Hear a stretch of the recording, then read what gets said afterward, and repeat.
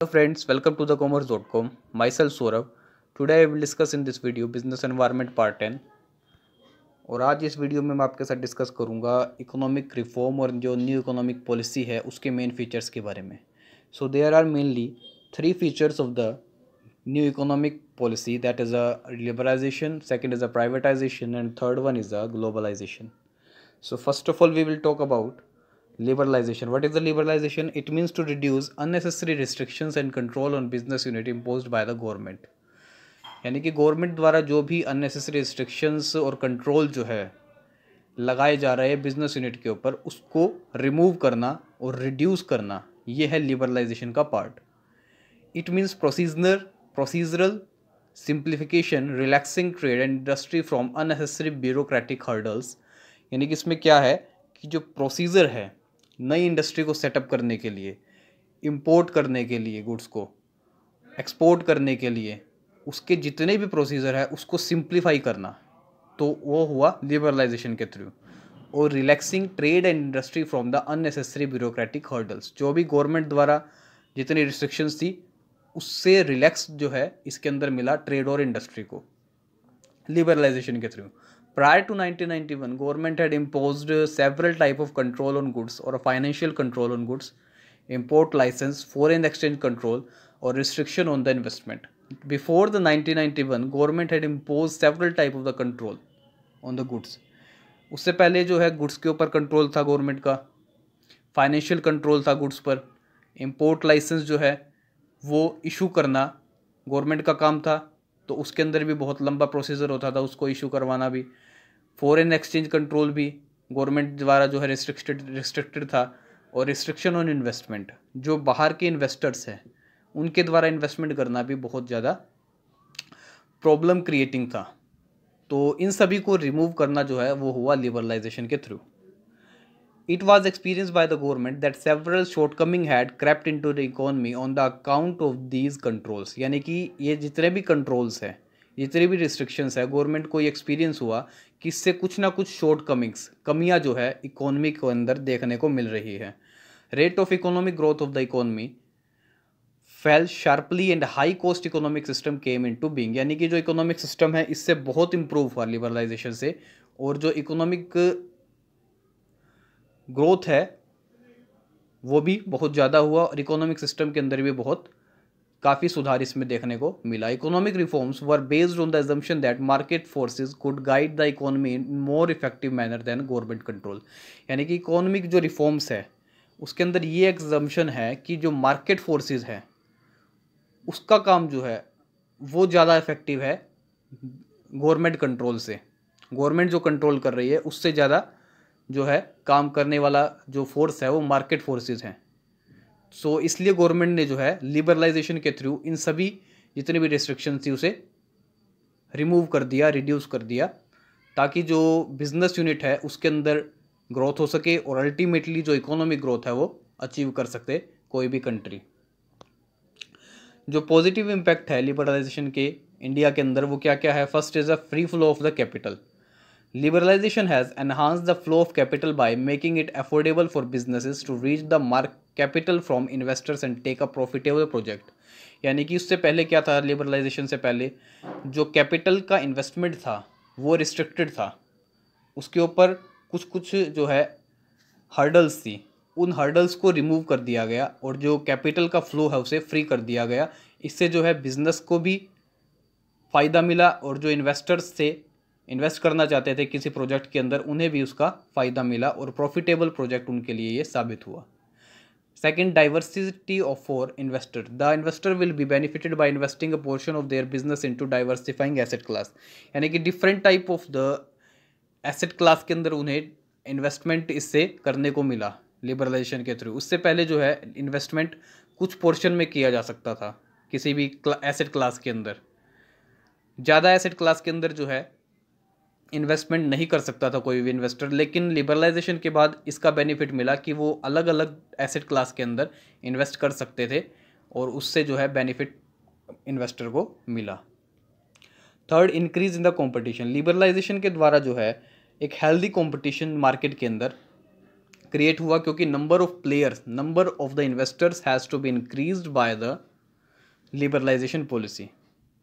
Healthy competition से जो है इन्वेस्टर को भी बेनिफिट मिला और जो कंज्यूमर है उन्हें भी बेनिफिट मिला, क्योंकि कंपटीशन होने के कारण जो प्रोडक्ट की क्वालिटी है और जो प्रोडक्ट के प्राइस है वो जो है बिल्कुल उसका रीज़नेबल उसे रखा गया प्राइसेस को इसके अंदर। क्योंकि अगर कोई कंपटीशन मार्केट के अंदर है किसी प्रोडक्ट के लिए तो उसका जो क्वालिटी होगा प्रोडक्ट का वो भी अच्छा होगा और जो प्राइसेस होंगे वो भी रीज़नेबल होंगे। तो कंपटीशन इंक्रीज होने से दोनों को ही अल्टीमेटली बेनिफिट मिला, इन्वेस्टर को भी और जो कंज्यूमर है उसको भी। नेगेटिव इम्पैक्ट क्या क्या थे? The weakening of the economy, enormous restoration of political power and economic power will lead to weakening the entire Indian economy. यानी कि अब देखो, अगर कोई भी नई पॉलिसी को अडोप्ट किया जाता है तो ये कोई भी मतलब कि गवर्नमेंट पहले से ही सुनिश्चित नहीं कर सकती, उसको डिटरमाइन नहीं कर सकती कि कोई भी पॉलिसी जो है सक्सेसफुल हो जाएगी इम्प्लीमेंट करने के बाद। तो अगर कोई भी गवर्नमेंट या कोई भी पॉलिटिकल पार्टी नई पॉलिसी को इम्प्लीमेंट करती है तो उससे जो है इंडियन इकोनॉमी के अंदर वीकनेस भी हो सकती है। It will may lead to weakening the entire Indian economy. इससे जो है इंडियन इकोनॉमी जो है पूरी तरह से वीक भी हो सकती है, उसका नेगेटिव इम्पैक्ट भी देखने को मिल सकता है अगर कोई भी नया पॉलिसी को अडॉप्ट किया जाता है तो। Second, technological impact, fast development in the technology allows many small scale industry and other businesses in India to either adjust to changes or shut their businesses. क्योंकि अब नई नई टेक्नोलॉजी जो है बाहर से हमारी कंट्री के अंदर आने लगी, जो भी बिजनेसमैन थे जैसे ही टेक्नोलॉजी के अंदर चेंज हुआ उन्होंने वो अडॉप्ट किया नई टेक्नोलॉजी को। लेकिन इससे जो है स्मॉल स्केल जितने भी इंडस्ट्रीज थे उनको जो है इसका नेगेटिव इम्पैक्ट देखने को ये मिला कि पहली बात तो ये जो नई टेक्नोलॉजी आ रही है मार्केट के अंदर वो उनके लिए जो शॉर्ट स्मॉल स्केल इंडस्ट्री है उनके लिए ये अफोर्ड करना बहुत मुश्किल काम था, एडजस्ट करना उन चेंजेस को, जो भी टेक्नोलॉजिकल चेंजेस हो रहे हैं। तो उसके कारण उन्हें अपने बिजनेसेस को शट भी करना पड़ा, बंद भी करना पड़ा। तो ये भी टेक्नोलॉजिकल इम्पैक्ट भी लिबरलाइजेशन के अंदर नेगेटिव इम्पैक्ट इससे आया। Third, merger and acquisitions, here small businesses are merging with big companies, therefore small companies employ में need to enhance their skilled and technologically advanced. अब इससे जो है मर्जर और एक्विजिशन भी होने लगा। जो बड़ी बिजनेसेस थे, बड़ी कंपनीज थी, उन्होंने मर्जिंग शुरू कर दिया। स्मॉल स्केल जो मतलब कि बिजनेस थे उन्होंने मर्जिंग शुरू कर दिया बिग कंपनी के साथ, जिससे जो स्मॉल कंपनी के अंदर एम्प्लॉयज़ थे उनको ये लगा कि उनके अंदर कुछ स्किल की कमी है और जो टेक्नोलॉजिकल उनके अंदर डिसएडवांसमेंट है वो भी ज़्यादा है। तो उसके कारण क्या हुआ, this enhancing of skill and the time it might take may lead to non productivity. इससे क्या हुआ, उनको उस टेक्नोलॉजी को सीखने में टाइम लगा, उस स्किल को सीखने में टाइम लगा, जिसके कारण जो है प्रोडक्टिविटी के अंदर उसका प्रभाव देखने को मिला।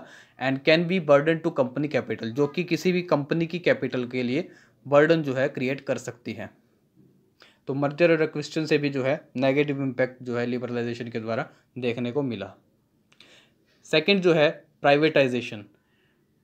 लिबरलाइजेशन के बाद जो दूसरी पॉलिसी थी वो है प्राइवेटाइजेशन। प्राइवेटाइजेशन का मतलब क्या है? It means a transfer of ownership, management and control of public sector enterprises to the private sector. इसका मतलब ये है कि जो ओनरशिप, मैनेजमेंट और जो कंट्रोल है पब्लिक सेक्टर की जो भी एंटरप्राइजेस है उसे किसे ट्रांसफ़र कर दिया गया? प्राइवेट सेक्टर्स को। Privatization can suggest several things including migrating something from public sector into the private sector. Privatization का मतलब है कुछ ना कुछ माइग्रेंट करना पब्लिक सेक्टर द्वारा प्राइवेट सेक्टर को। Privatization of the public sector companies by selling of part of the equity of a PSC to the public is known as disinvestment। यानी कि जो भी पब्लिक सेक्टर की कंपनीज हैं वो अपना कुछ ना कुछ पार्ट जब है इक्विटी का पीएससी जो अपना कुछ ना कुछ पार्ट इक्विटी का सेल करती है पब्लिक को, वो कहलाता है डिसइन्वेस्टमेंट। डिसइन्वेस्टमेंट का मतलब और क्या हम समझ सकते हैं? डिसइन्वेस्टमेंट का मतलब होता है कि जो गवर्नमेंट के पास शेयर्स हैं उसे गवर्नमेंट क्या करती है, पब्लिक को सोल्ड कर देती है और उससे जो पैसा आता है उसको लगा देती है जो कंपनी की मैनेजमेंट के अंदर इम्प्रूवमेंट करने के लिए। कंपनी की जो मैनेजमेंट कमेटी है उसके अंदर इम्प्रूवमेंट लाने के लिए गवर्नमेंट जो उस पैसा को लगा देती है, जो भी वो शेयर्स को सेल करने से मिले। तो ये होता है डिसइन्वेस्टमेंट का। और डिसइन्वेस्टमेंट जो है गवर्नमेंट द्वारा किया जाता है और जो बड़ी कंपनीज़ हैं उनके द्वारा किया जाता है, ताकि वो अपने शेयर्स को सेल करके पब्लिक को उससे जो पैसा मिले वो अपनी उस कंपनी के मैनेजमेंट को इम्प्रूवमेंट करने के लिए लगा सके, इसलिए जो है डिसइन्वेस्टमेंट किया जाता है। उसके बाद जो है ऑब्जेक्टिव क्या क्या है प्राइवेटाइजेशन के। First is the privatization aims at providing a strong base to the inflow of the FDI. Privatization के कारण जो है एफडीआई का इनफ्लो वो स्ट्रॉन्ग हो गया, उसका बेस। एफडीआई जो है foreign direct investment, different countries की जो भी फॉरेन मतलब की इन्वेस्टमेंट कंपनीज थी उन्होंने भारत के अंदर निवेश करना शुरू कर दिया। Second, increase inflow of FDI improve the financial strength of the economy. जो एफडीआई है उसके कारण जो फाइनेंशियल स्ट्रेंथ है इकोनॉमी की उससे इंक्रीज हुई इनफ्लो के कारण एफडीआई के। Ways of the privatization, government companies are transformed into private companies in 2 ways. यानी कि गवर्नमेंट कंपनी जो है ट्रांसफॉर्म कर सकती है प्राइवेट कंपनीज को 2 तरीक़ों से। सबसे पहले ट्रांसफ़र ऑफ द ओनरशिप, या तो ओनरशिप को ट्रांसफ़र करके। वो कैसे होगा? Government company can be converted into private company in 2 ways, by withdrawal of the government from ownership and management of public sector company. जो पब्लिक सेक्टर कंपनी है government उसमें से या तो क्या करे, ओनरशिप और जो मैनेजमेंट है उसे निकाल करके वो किसे दे दे, प्राइवेट के हाथों में दे दे उस ओनरशिप और मैनेजमेंट को, या फिर outright sale of a public sector company, या फिर डायरेक्टली वो जो पब्लिक सेक्टर कंपनी है उसे सेल कर दे प्राइवेट को। तो ये तो 2 टाइप है ट्रांसफ़र ऑफ द ओनरशिप के। नेक्स्ट है डिसइन्वेस्टमेंट के। डिसइन्वेस्टमेंट का मैंने अभी आपको बताया, ये भी 2 तरह से किया जा सकता है। सबसे पहला privatization of the public sector undertaking by selling of part of the equity of the PSU to the private sector is known as the disinvestment. जो भी पब्लिक सेक्टर के पास इक्विटी या शेयर्स हैं, इक्विटी शेयर्स हैं, उसे private sector को cell कर दे अगर गवर्नमेंट की जो मतलब कि कंपनीज़ हैं, तो वो एक तो डिसइन्वेस्टमेंट उसमें होगा। Second, purpose of the sale is mainly to improve financial discipline and facilitate modernization. और जो पर्पज़ है सेल करने का, वो उसका जो मेन रीज़न है वो क्या है? फाइनेंशियल डिसिप्लिन को इम्प्रूव करना और मॉडर्नाइजेशन की ओर जाना। तो ये जो है डिसइन्वेस्टमेंट के 2 पर्पसेस हैं, improve financial discipline and the facilitate modernization. Financial discipline का मतलब यही है कि जो मैनेजमेंट है उसके अंदर इम्प्रूव करना डिसइन्वेस्टमेंट के थ्रू, ताकि जो डिसइन्वेस्टमेंट से पैसा आएगा सेल करके इक्विटी शेयर्स को, वो गवर्नमेंट जो है मैनेजमेंट की इम्प्रूवमेंट के अंदर लगा दे और उससे जो फाइनेंशियल डिसिप्लिन है उसके अंदर इम्प्रूवमेंट हो सके और जो मॉडर्नाइजेशन है उसके अंदर भी उसकी फैसिलिटी जो है इम्प्रूव हो सके। सो ये सभी जो पार्ट था वो था आपका प्राइवेटाइजेशन का। ग्लोबलाइजेशन का मैं आपको बताऊंगा इससे अगली वीडियो में। ये वीडियो अगर आपको अच्छा लगा हो तो प्लीज़ लाइक कीजिए, चैनल को सब्सक्राइब नहीं किया तो चैनल को सब्सक्राइब कीजिए, और अगर आपको कोई डाउट है तो उसे कमेंट बॉक्स में लिख करके बताइए। थैंक